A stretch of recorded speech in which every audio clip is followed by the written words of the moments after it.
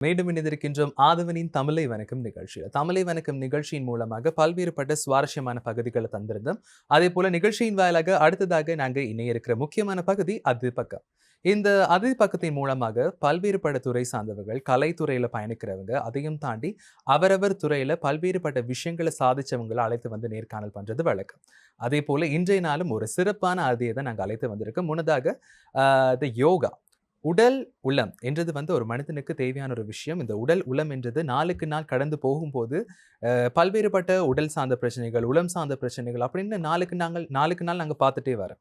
அதேபோல இந்த உடல் சார்ந்த பிரச்சனைகளுக்கு எப்படி தீர்வு உண்டோ, இந்த உளம் சார்ந்த பிரச்சனைகளுக்கும் தீர்வு உண்டு இதன் மூலமாக. அதுதான் யோகா. இந்த யோகா சம்மந்தப்பட்ட விஷயம், இந்த யோகா வந்து எப்படி சரியான முறையில செய்றது, யோகா பற்றி ஒரு முழு விபரத்த எங்களுக்காக இன்று தந்ததற்காக இணைந்திருக்கிறாங்க சங்கரி யோகா அகாடமியின் உரிமையாளர் அருணிகா பரமேஸ்வரன். வணக்கம். வணக்கம். எப்படி இருக்கிறீங்க? நல்லா இருக்கிறேன். உங்களை சந்திச்சது ரொம்பவும் மகிழ்ச்சி. அதாவது வந்து யோகான்றது வந்து அன்றைய காலம் தொட்டு இப்ப வரைக்கும் வந்து நிறைய விஷயங்கள் அப்டேட்ஸா நிறைய விஷயங்கள் மாறிட்டே இருக்கு. அதே போல ஒரு மனிதனுக்கு யோகான்றது எந்த அளவு தூரம் முக்கியம் என்று நீங்க நினைக்கிறீங்க?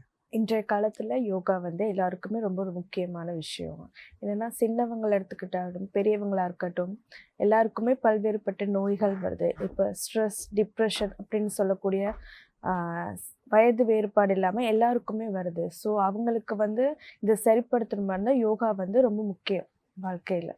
நிச்சயமாக. நீங்க சொன்னது போல அந்த டிப்ரஷன், ஸ்ட்ரெஸ் அதெல்லாம் வந்து அன்றைய காலகட்டங்கள்ல இந்த மாரி வார்த்தை புழக்கம் இருக்கான்னு பார்த்தா கிடையாது.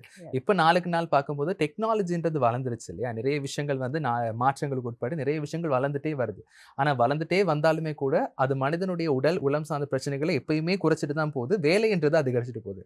சாதாரணமா கம்ப்யூட்டர் எடுத்தாச்சு, நிறைய விஷயங்கள இலகுவா அனுப்பக்கூடியதா இருக்கும். WhatsAppன்றது வந்து ஒரு மெசேஜ் அந்த காலத்துல தபால் மூலமா அனுப்புறத தாண்டி, இப்போ ஒரு டெக்ஸ்ட் மெசேஜ் மூலமா ஈஸியா அனுப்பக்கொள்ளக்கூடியதா இருக்கும். ஆனா இது ஒரு மனிதனுக்கு பல்வேறுபட்ட உடல் உபாதைகளை வந்து கொடுக்குது. உடல் சார்ந்த பிரச்சனைகளை வந்து எப்படி நாங்க ஒரு டாக்டர்கிட்ட போயிட்டு இந்த மாதிரி நோய் நிலைமை இருக்கு, அதுக்கான ட்ரீட்மெண்ட் என்ன, அதுக்கு எப்படி டயக்னைஸ் பண்றதுன்னு கேட்டு அதுக்கான தீர்வு இருக்கு. ஆனா உளம் சார்ந்த பிரச்சனைகளுக்கும் ஒரு தீர்வு இருக்குன்னு சொன்னா கட்டாயமா ஒண்ணு உளம் சார்ந்த பிரச்சனைகளை அவங்க தீர்வு காணணும், இல்லாட்டி சுத்தி இருக்கவங்க அதுக்கான தீர்வை கொடுக்கணும். அதுக்கு ஒரு வழிதான் யோகான்னு சொல்லியிருந்தீங்க. அந்த யோகாக்கு வந்து நீங்க எப்படி வந்தீங்க? எந்த விஷயங்கள் வந்து உங்களுக்கு தூண்டல் ஏற்படுத்துச்சு இந்த மாதிரி துறைக்குள்ள பல்வேறுபட்ட விஷயங்கள் செய்யணும், அதே போல ஒரு அகாடமியும் ரன் பண்ணும் என்ற ஆர்வம் எப்படி வந்துச்சு? நான் வந்து இந்த ஃபீல்டில் 16 வயசுல வந்தேன். சாதாரண ஒரு மாணவியாக தான் வந்தேன். வந்தப்போ எனக்கு வந்து இந்த அப்போ வந்து நான் வந்து வெயிட் கெயின் அப்படின்றதுக்காக தான் நான் வந்திருந்தேன் யோகா அதுக்குள்ள. ஸோ அப்படி வந்து ஒவ்வொரு இதுகள் செய்யும்போது, ஒவ்வொரு விஷயங்கள் நாளாந்து கற்றுக்கொள்ளும்போது எனக்கு இதில் ஒரு ஆர்வம் வந்துச்சு. இப்போ இதில் வந்து நான் கற்றுக்கொள்ளணும், இன்னும் இதனுடைய ஆழத்தை பார்க்கணும் அப்படின்றதுக்காக நான் வந்து 4 இயர்ஸ் ட்ரெயின் பண்ணி நல்லா படிச்சு, லாஸ்ட் இயர் தான் நான் டீச்சருக்கான விருதையும் பெற்றேன். இதில வந்து எந்த விஷயம் உங்களுக்கு வந்து உத்வேகத்தை கொடுத்துச்சு? ஒரு அகாடமி ஓப்பன் பண்ணணும், ஒரு யோகா டீச்சர் ஆகணும் என்ற ஆர்வம்? இதுக்குள்ள வரதுக்கு மெயினா இருந்தது ஆசிரியர். ஆசிரியர் ஒரு எந்த பாடமா இருக்கட்டும், அந்த ஆசிரியர புடிச்சா மட்டும் தான் நான் விரும்பி படிக்க முடியும். அப்படித்தான் இந்த யோகாவும். எனக்கு எனக்கு கற்பித்த குரு வந்து எனக்கு ரொம்ப பிடிச்சிருந்துச்சு. அவங்க வந்து நல்ல விதமா எல்லாமே சொல்லிக் குடுத்தாங்க. வாழ்க்கைக்கு தேவையானது, யோகாவ நம்ம எப்படி பயன்படுத்தணும், இதன் மூலமா நம்ம என்னென்ன பெனிஃபிட்ஸ் எடுத்துக்கொள்ளணும், எல்லாமே எனக்கு சொல்லிக் குடுத்தாங்க. அப்படி இம்ப்ரெஸ் ஆகி பிடிச்சு தான் நான் அந்த மேல மேல வந்ததுக்கான ரீசனே. நிச்சயமாக. இந்த யோகாவும் தாண்டி யோகாக்குள்ள வந்து ஒரு சங்கரி அகாடமி, யோகா அகாடமின்றதையும் வந்து உருவாக்கியிருக்கீங்க. அந்த அந்த ஜர்னி எப்படி ஸ்டார்ட் ஆனுச்சு? ஏன் ஒரு அகாடமி ரன் பண்ணணும் என்ற ஆசை எங்கருந்து வந்துச்சு? இப்ப எந்த அளவு தூரம் போய்க்கிட்டு இருக்கு? ம். நாங்க ஸ்டார்ட்டிங்ல சின்னதா தான் ஒரு பிளேஸ்ல செய்துட்ருந்தோம். அதாவது இந்த சங்கரி யோகா அகாடமி உரிமையாளர் வந்து என்னுடைய சிஸ்டர் சிவசங்கரி அவங்க தான். ஸோ அக்காவோட இதில தான் நான் படிச்சது. அப்போ சின்னதா ஸ்டார்ட் பண்ணி செய்துட்ருந்தோம். அப்புறம் நாளாந்த உலகளாவிய எல்லாமே ஒவ்வொரு இதுலயுமே தனிப்பட்ட ரீதியா ஒரு இன்ஸ்டிடியூட் எடுத்து அப்படின்னு வாரப்போ, நாங்களுமே இத நம்ம செய்யக்கூடாது, தனியா ரன் பண்ணக்கூடாது அப்படின்னு நினைச்சு, நாங்க ஒரு தனி அகாடமி எடுத்து 2 பேருமே ரன் பண்ணோம். 2 பேரும் சேர்ந்து தான் படிப்பிக்கிறது, எல்லாமே செய்றது. இப்ப எந்த அளவு தூரம் போய்க்கிட்டு இருக்கு? நல்ல இப்போ விஷயங்கள் நடந்துட்டு இருக்கா? என்னென்ன மாரி விஷயங்கள் மாணவர்கள் எத நம்பி எதெல்லாம் எதிர்பார்த்துட்டு வாராங்க? அப்படி போல விஷயங்கள் எங்களுக்காக. ஆமா, நீங்க சொன்னது போல, இப்போ எங்களோட கிளாஸ் வந்து ரொம்பவே இம்ப்ரூவ் ஆகியிருக்கு. நெறைய மாணவர்கள் வராங்க. நெறைய பேர் Googleல சர்ச் பண்ணி, எங்களோட வீடியோஸ் பார்த்து, சாம்பியன்ஷிப் போகிற ப்ரோக்ராம்ஸ் அதுகளெல்லாம் பார்த்து தான் வராங்க. மோஸ்ட்லி யங்கஸ்ட் தான் வராங்க. அதாவது இப்போ காலகட்டத்தில் வர பிசிஓடி, பிகோஸ் பிரச்சனைகளுக்கு தீர்வு காண்றதுக்காக வராங்க. அப்படி வந்து 3 மாசத்துல சக்ஸஸ் ஆகியும் இருக்குது. ஸோ அதை பார்த்து நிறைய பேர் யங்கஸ்ட் வராங்க, சின்னவங்க வராங்க. Discipline disorder, weight gain, weight loss அதுக்கான மாணவர்கள் நிறைய பேர் வராங்க. நிச்சயமாக. அதாவது வந்து இந்த யோகான்றது வந்து உளம் சார்ந்த பிரச்சனைகளுக்கு ஒரு தீர்வுனா கட்டாயமா யோகாவை சொல்லலாம். உடல் சார்ந்த பிரச்சனைகள், உடல் உபாதைகள்ன்றது நாளுக்கு நாள் அதிகரிச்சுட்டு போகுது. புதுவிதமான நோய்கள் வருது. என்னதான் அதுக்கான ட்ரீட்மெண்ட், டயக்னோஸ் இருந்தாலும் அதுக்கான தீர்வு சரியான முறையில் அமைய பெற்றிருக்கு. ஆனா இந்த உளம் சார்ந்த பிரச்சனைகள்னு வரும்போது நிறைய பேர் வந்து நான் ஆரம்பத்துல சொன்னது போல பல்வேறுபட்ட விஷயங்கள் மூலமா பாதிப்புக்குள்ளாகுறாங்க. பேச முடியாம இருக்காங்க. சூசைட் என்ற விஷயமும் வந்து இதன் மூலமாக உருவாகுது. இப்படி இருக்கும்போது யோகா இதுக்கு ஒரு சரியான மருந்தா அமையும்ன்றது உங்களுடைய கண்ணோட்டத்துல எப்படி காணப்படுது?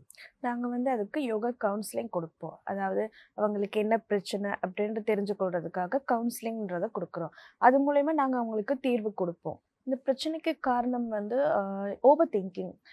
தேவையில்லாதது போட்டு யோசிக்கிறது. அதனால தான் ஸ்ட்ரெஸ் ஆகுறது, ம். மோஸ்ட்லி டிப்ரெஷன் ஆகுறது. இது மூலயமா வெயிட் கெயின் ஆகுது. ஸோ இதுக்காக தான் யோகா வந்து இது பண்றோம். அப்போ நாங்க வந்து முதல்ல அவங்க எதுக்காக அத தேர்வு செஞ்சிருக்காங்க அப்படின்றத தெரிஞ்சு, அவங்களுக்கு என்ன பிரச்சனைன்றத சரிபார்த்து, அதுக்கேத்த மாரி யோகா பயிற்சி, மூச்சு பயிற்சி, தியானம், அ முத்ராஸ் அப்படி நாங்க சொல்லிக் குடுப்போம். நிச்சயமா. அதுலயும் நீங்க சொன்னது போல இந்த உளம் சார்ந்த பிரச்சனைகள்ல என்னென்ன மாரி கேஸஸ் ஆன ஆட்கள் வந்து வாராங்க அதிகமா? மோஸ்ட்லி ஸ்ட்ரெஸ், டிப்ரெஷன் சொல்லக்கூடிய ஒண்ணுமே இருக்காது. Over thinking. அவங்களோட பிரச்சனை கேட்டு பார்த்தா ஒண்ணுமே இல்ல. Simple matter. பட் அவங்களால அத ஹேண்டில் பண்ணி செய்து கொள்ள முடியாம ஸ்ட்ரெஸ் ஆகி, ஓவர் திங்க் பண்ணி அப்படி இருக்குமோ, இப்படி இருக்குமோ, தேவையில்லாத கற்பனைகள் போட்டு அவங்கள குழப்பிக் கொள்ற பிரச்சனைகள் தான் இது. அப்ப இத வந்து நாங்க கவுன்சிலிங் சொல்லி இதுக்கு செப்பரேட்டா அவங்களுக்கு என்ன பிரச்சனை என்னன்னு கேட்டு, அதுக்கான தீர்வு இப்படி செய்யுங்க, தியானம் பண்ணுங்க, மூச்சு பயிற்சி செய்யுங்க, இந்த முத்ராஸ் செய்யுங்க அப்படின்னு நாங்க அதுக்கேத்த சொல்யூஷன குடுப்போம். நிச்சயமா. அது உளம் சார்ந்த பிரச்சனைகள்ன்றது நாளுக்கு நாள் அதிகரிச்சுட்டு தான் இருக்குன்னு சொல்லலாம். ஏன்னா, இன்னைக்கு இருக்கிறாங்க, நாளைக்கு அவங்க உயிரோட இருப்பாங்களான்றதே வந்து இன்றைய காலகட்டங்கள்ல நம்ப முடியாத ஒரு விஷயமா காணப்படுது. அதேபோல நாளுக்கு நாள் பல்வேறுபட்ட விஷயங்கள், பிரச்சனைகள்ன்றது அதிகரிச்சுட்டே போகுது. நல்ல விஷயங்கள்ன்றது இடையில இடையில வந்துட்டு போற விடயமா தான் இன்றைய காலகட்டங்கள்ல காணப்படுது. ஆனா, உடல் சார்ந்த பிரச்சனைகளையும் தாண்டி உளம் சார்ந்த பிரச்சனைகளுக்கு ஒரு தீர்வுனா கட்டாயமா யோகான்றத நாம எங்களுடைய வாழ்க்கையில உட்படுத்தி பழக வேண்டும். சாதாரணமா நீங்க ஆரம்பத்துல சொன்னது போல சங்கரி அக்கா வந்து எங்களுடைய ஆதவன் தொலைக்காட்சிக்கு பழகப்படுதுன்னு வரவங்க நிறைய விஷயங்கள் யோகா சம்மந்தப்பட்ட விடயங்களும் சொல்லியிருக்காங்க. அந்த அகாடமியில அவங்களும் இருக்காங்கன்றது அதுலேருந்து நீங்களும் வந்து எங்களுக்கு ரொம்ப சந்தோஷமே கூட. அதேபோல இந்த யோகா அகாடமி ஆரம்பிச்ச பிறகும், இந்த யோகா இண்டஸ்ட்ரிக்குள்ள நீங்க வந்த பிறகும், நீங்க என்னென்ன விஷயங்கள் ஸ்ட்ரகிள் பண்ணீங்க இந்த அளவு தூரம் வாரதுக்கு?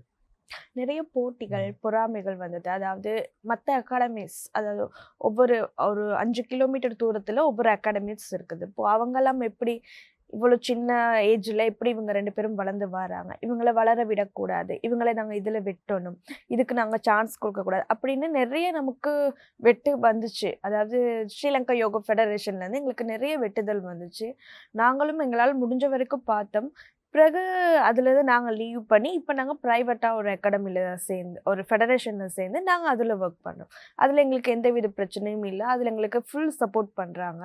ஸோ, இப்ப நாங்க ஸ்ரீலங்கால நடக்கிற யோகா ஃபெடரேஷன்ல நடக்கிற எந்த ஒரு சாம்பியன்ஷிப்பும் நாங்க போறதில்ல. எல்லாமே நாங்க வெளிநாட்டு சாம்பியன்ஷிப் தான் போயிட்டு வர்றது. லாஸ்ட்டா நாங்க இந்தியா போயிட்டு வந்திருந்தோம். ஆ மலேசியா, சிங்கப்பூர் போயிட்டு வந்தோம். அடுத்து நாங்க தாய்லாந்து போக இருக்கிறோம். இலங்கையில் உள்ள ஆட்களோட போட்டி போடுறத விட, உலகளாவிய வர ஆட்களோட போட்டி போடுறது, அது எங்களுக்கு ரொம்ப பிடிச்சிருக்குது. அது ஒரு சவால். புது புது ஆட்கள பார்ப்போம். புது புது இடங்களுக்கு போவோம். அவங்க எப்படி அவங்க கிட்ட இருந்து நாங்க 4 விஷயங்கள கத்துக்கொள்வோம். அது மாரி நாங்க எங்க ஸ்டூடண்ட்ஸ்க்கு ட்ரெயின் பண்ணணும். இப்படி இருக்கணும், இப்படி இந்த மாரி பண்ணணும். அதுலேருந்து நாங்க நியூ அப்டேட்ஸ் எடுத்துக்கொள்வோம். அது வந்து எங்களுக்கு ஓகேவா இருக்கு. இலங்கையில வந்து ஒரே இதுதான் போய்க்கிட்டு இருக்கு. அது இல்லாம ஒரே ஆட்களுக்கு தான் அந்த கப்பும், விருதும் எல்லாமே ஒரே ஆட்களுக்கு ஒவ்வொரு வருஷமும் குடுக்குறாங்க. ஸோ அந்த ஒரு இதுல எங்களுக்கு எந்த ஒரு பெனிஃபிட்ஸுமே இல்ல. அதுல ஒரு புது விஷயங்கள் கத்துக்கொள்ளக்கூடிய விஷயம் எதுவுமே எங்களுக்கு இல்ல. அதனால நாங்க வந்து வெளித்துறையிலிருந்து அ நடக்கிற போட்டிகளுக்கு தான் நாங்க செல்றது.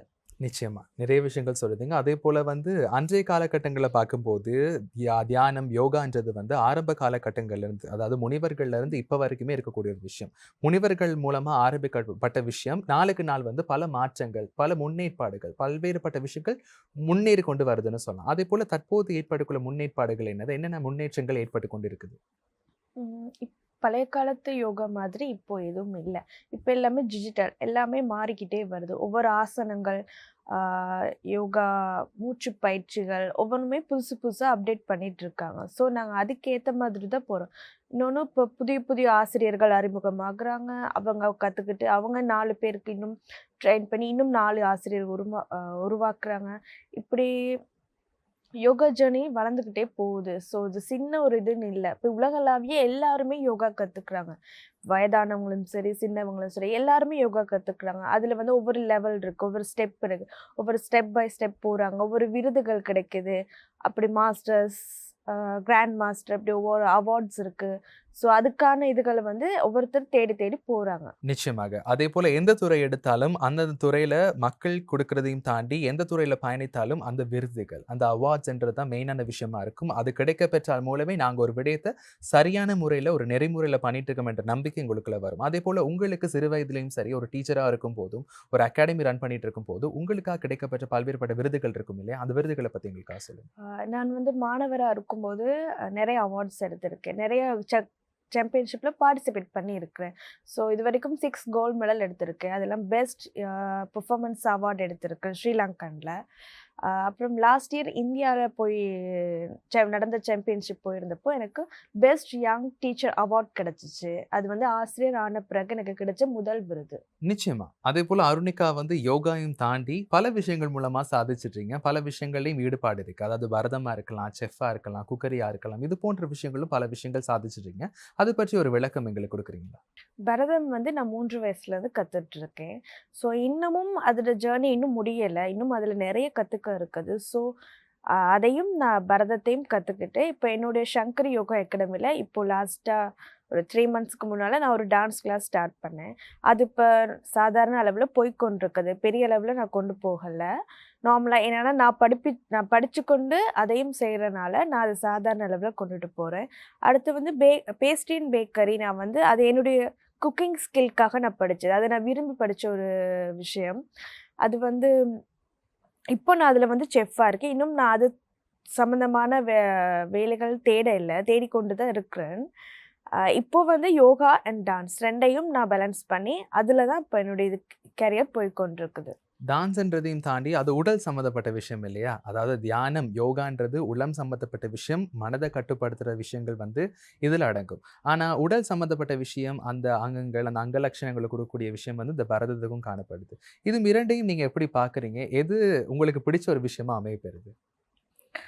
ரொம்ப பிடிச்ச விஷயம்னு சொன்னா, சின்ன வயசுலேருந்து கத்துக்கிட்டு வரனால டான்ஸ் தான். ஸோ டான்ஸ்ல வந்து நான் பெரிய அளவுல ஒரு அச்சீவ்மென்ட் பண்ணணுன்றதே என்னுடைய ட்ரீம்.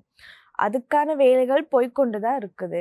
அதே மாதிரி யோகா வந்து அது வந்து என்னுடைய உள சம்மந்தமான விஷயங்கள வந்து நிறையவே மாற்றம் ஏற்படுத்தியிருக்குது. ஸோ எனக்கு அது 2மே ரொம்ப வாழ்க்கையில ரொம்ப முக்கியமான ஒரு விஷயங்கள் தான். நிச்சயமாக. அதேபோல ஒரு டான்ஸ் டீச்சராவும் சரி, டான்ஸையும் கத்துட்டு, டான்ஸ மத்தவங்களுக்கும் படிச்சுக் குடுக்கணும். அதையும் தாண்டி யோகாயும் தான் கத்துட்டு, அதிலயும் பல விஷயங்கள் பல மாணவிகள் உருவாக்கணும், மாணவர்கள் உருவாக்கணும் என்றது தான் பல விஷயங்கள செய்துட்றீங்க. அந்த ஆர்வம் உங்களுக்கு எங்க இருந்து வந்துச்சு? ஏன்னா வந்து நிறைய பேர் இருப்பாங்க, படிப்பாங்க. அவங்க அதுக்குள்ள இன்னும் எப்படி மேல வளரலாம் என்றதோட அவங்க போயிருவாங்க. அதையும் தாண்டி இதன் மூலமாக இன்னும் நிறைய பேர கொண்டு வரணும், இன்னும் பல பேர் இது மூலமா சாதிக்கணும் என்ற மனப்பாங்கு எப்படி உங்களுக்கு வந்துச்சு? எந்த விஷயம் உங்களுக்கு ஆர்வம் காட்டுச்சு? மாணவர்கள உருவாக்கலாம், அவங்களையும் படிக்க வைக்கலாம். நான் தெரிஞ்சத அவங்களுக்கும் கத்துக் கொடுக்கலாம் என்ற ஆர்வம் எங்க இருந்து வந்துச்சு? நான் கத்துக்கிட்டது என்னோட மட்டும் தானே இருக்கும். இப்ப நான் 4 பேருக்கு சொல்லிக் குடுத்ததுன்னா, அது எனக்கும் வளரும், அந்த 4 பேருக்குமே வளரும். இப்ப அதுக்காக தான் நான் அத செய்றது. யோகா வந்து நான் ஓவரால் நான் 4 இயர்ஸ் எக்ஸ்பீரியன்ஸ் எடுத்துட்டு தான் நான் யோகா இப்ப படிப்பிக்க வந்தது. அதுக்கு முதல்ல சாதாரணமா, நார்மலா எல்லாருக்கும் சொல்லிக் குடுப்பேன். இப்ப வந்து எல்லாமே அட்வான்ஸ் லெவல்ல தனியா என்னால பயிற்றுவிக்க முடியும். டான்ஸ வந்து நான் அந்த அளவுக்கு கொண்டுட்டு போகலைன்னா, நானும் கத்துக்க நிறைய விஷயங்கள் இருக்கு. ஏன்னா டான்ஸ் வந்து ஒரு சொல்லப்போனா எல்லை இல்லாதது மாதிரி. நிறைய விஷயங்கள் அதுக்குள்ள போய்க்கொண்டே இருக்கும். அதுக்கு வந்து வயது இல்ல. கத்துக்கிட்டே போகலாம். அப்படியே ஒரு ஃபீல்டு தான் அது. அப்ப அது வந்து நான் கத்துக்கொண்டு, எனக்கு தெரிஞ்ச 4 விஷயங்கள என்னோட பிள்ளைகளுக்கு நான் சொல்லிக் குடுத்து போறேன். நாளைக்கு அவங்க 4 பேருக்கு சொல்லிக் குடுக்குற மாரி இருக்கும். தன்னோடயே வச்சுக்கொள்ளாம, நமக்கு தெரிஞ்சத நாங்க இன்னொரு 10 பேருக்கு சொல்லிக் குடுத்தா தான் அது ரொம்ப யூஸ்ஃபுல்லா இருக்கும். நிச்சயமா. நிறைய விடயங்கள் சொல்லியிருந்தீங்க. அதேபோல இந்த யோகா துறையா இருக்கட்டும், பரதநாட்டிய துறையா இருக்கட்டும், உங்களோட குக்கரி வாழ்க்கையா இருக்கட்டும் 3 என்றது 3 மாறி விஷயங்கள். அதுலயும் பல்வேறுபட்ட விஷயங்கள சாதிச்சுட்டு இருக்கீங்க. இவ்வளவு தூரம் பயணிக்கிறதுக்கு, அது ஒரு பெண்ணா பயணிக்கிறதுக்கு இந்த அளவு தூரம் யாரு சப்போர்ட்டா இருந்தா? உங்களுக்கு யாரு அந்த உத்வேகத்த குடுத்தா இந்த அளவு தூரம் பயணிக்கிறதுக்கு? இந்த அளவு தூரம் வரதுக்கு காரணம் என்னுடைய அக்கா தான். ஆ அவங்க இல்லாட்டி இந்த அளவுக்கு வர முடியாது. ஏன்னா, அவங்க தான் எல்லா விதத்துக்கும் சப்போர்ட் பண்ணி, எல்லாமே என்கரேஜ் பண்ணி, "இல்ல உங்களால முடியும். நீங்க செய்யுங்க, படிப்பீங்க." எல்லாமே செய்து இப்ப இந்த டான்ஸ் கிளாஸ் கூட அவங்க தான் அவங்களோட அகாடமில போட்டு இது பண்ணி குடுத்ததே அவங்க தான். "நீங்க செய்யுங்க. நீங்க படிச்சுக்கிட்டு இருந்தா என்ன? நீங்க படிப்பீங்க. நீங்க இன்னும் படிக்கிறதுக்கான இதுகள் நான் உங்களுக்கு சப்போர்ட் பண்ணி தரேன்." நெறைய விஷயங்கள தேடி தரது எல்லாமே அவங்க தான். நிச்சயமாக. அதேபோல எந்த துறை எடுத்தாலும் வந்து, அந்த செய்யக்கூடிய ஒரு விடயத்தை செய்யணும் என்ற உத்வேகத்தையும் கொடுக்கிறதுக்கு, அந்த அன்பையும், அந்த பல கரங்கள் ஒன்று நீட்டினால் நிச்சயமாக முன்னேறி போறதுக்கான வாய்ப்பு அதிகமா காணப்படும். அதேபோல இந்த கலைத்துறையிலயும் பயணிக்கிறதுக்கு நிறைய பேர் சப்போர்ட்டா இருந்தா, எந்த விஷயத்தையும் அழகான முறையில் நேர்த்தியா பண்ணக்கூடியதற்கும், அதேபோல தான் உங்களுடைய வாழ்க்கையும் அமையப்பெற்றிருக்குது. அதேபோல நிகழ்ச்சி நிறைவாக வந்து மக்களுக்கு நீங்க சொல்லக்கூடிய விடயம்னா என்னவா இருக்கும்? கண்டிப்பா.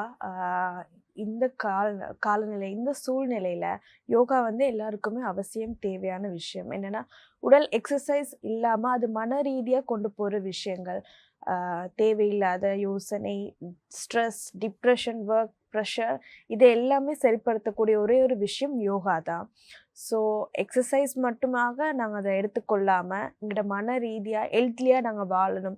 இன்னும் கொஞ்ச காலம் லைவ் பண்ணணும் அப்படின்னு நினைச்சீங்கன்னா, கண்டிப்பா எல்லாருமே யோகாவ சூஸ் பண்ணணும். அதாவது ஏதோ ஒரு வகையில நீங்க யோகாவ உங்களுக்கான ஒரு டைம் ஒண்ணு எடுத்து, உங்களுக்காகவே நீங்க இந்த யோகாவ செய்யணும். நிச்சயமாக. அதேபோல இன்றைய காலகட்டங்கள்ல பார்க்கக்கூடியதா இருக்கும். மக்களாகிய நாங்கள் வந்து பணத்துக்காக நிறைய விஷயங்கள செய்றோம். பணத்துக்காக நாங்க ஓடுறோம். பல திறமைகளையும் உள்ளடக்கி நிறைய விஷயங்கள தாண்டி செய்றோம். இப்படி செய்யும்போது எங்களுடைய உடல், உளம் என்றது பாதிக்கப்படுது. இந்த பாதிக்கக்கூடிய விஷயங்கள வந்து எங்களுக்கான ஒரு காரணியாக மாத்தி, நாங்களும் வாழணும், நாங்களும் ஹெல்த்தியா வாழணும், ஆரோக்கியம் வாழணும் என்றது தான் ஒவ்வொரு மனிதனுடைய ஆசையும், பண்பாவும் இருக்கும். அதேபோல இந்த ஒரு தியானம் என்றது வந்து ஒரு பெரிய விடயம். அந்த பெரிய விடயத்தையும் உங்களுடைய வாழ்க்கை அதாவது இந்த பிஸியான லைஃப்லயும் வந்து ஒரு சின்ன ஒரு அங்கமா எடுத்து நீங்க உங்க வாழ்க்கையில உட்படுத்திக் கொள்ளுவீங்களா இருந்தா, ஒரு ஆரோக்கியமான, நெறிமுறையான ஒரு வாழ்க்கைய வாழ முடியும் என்று சொல்லுவீங்க. அதேபோல சங்கர் யோகா அகாடமியும் சரி, நீங்களும் சரி, எதிர்காலத்துல என்னென்ன செய்ய இருக்கீங்க? நாங்க வந்து அடுத்து தாய்லாந்து போறதா இருக்கிறோம் செப்டம்பர். அ அதுக்கு இப்பவே நாங்க ஒரு குழுவ ரெடி பண்ணிட்டு தான் இருக்கிறோம். அது இல்லாம நாங்க டிசம்பர் நடக்க இருக்கிற கொல்கத்தால இந்தியால நடக்கிற கொல்கத்தா சாம்பியன்ஷிப்க்கு போறதாக இருக்கிறோம். இப்ப என்னன்னா, நாடளாவிய ரீதியா இந்த யோகாவ வந்து நாங்க இன்னுமே வளர்க்கணும்னு நெனைக்கிறோம். அது இல்லாம இப்போ நாங்க வந்து எங்க இன்ஸ்டிடியூட்ட வந்து நாங்க 3 பிரான்ச்சஸ் ஸ்டார்ட் பண்ணியிருக்கோம். இன்னும் நாங்க நெறைய இதுகள ஸ்டார்ட் பண்றதுக்காக இன்னும் பிளான் இருக்குது. நிறைய ஆசிரியர்கள உருவாக்க ட்ரை பண்ணிட்டுருக்கிறோம். நெறைய பேர் வந்து அதாவது யோகா ஒரு எக்ஸர்சைஸ்ன்னு இது இல்லாம, இதில உள்ள ஆழத்த தெரிஞ்சுக்கிட்டு நெறைய பேர் இத எடுத்து செய்யணும்னு நாங்க நெனைக்கிறோம்.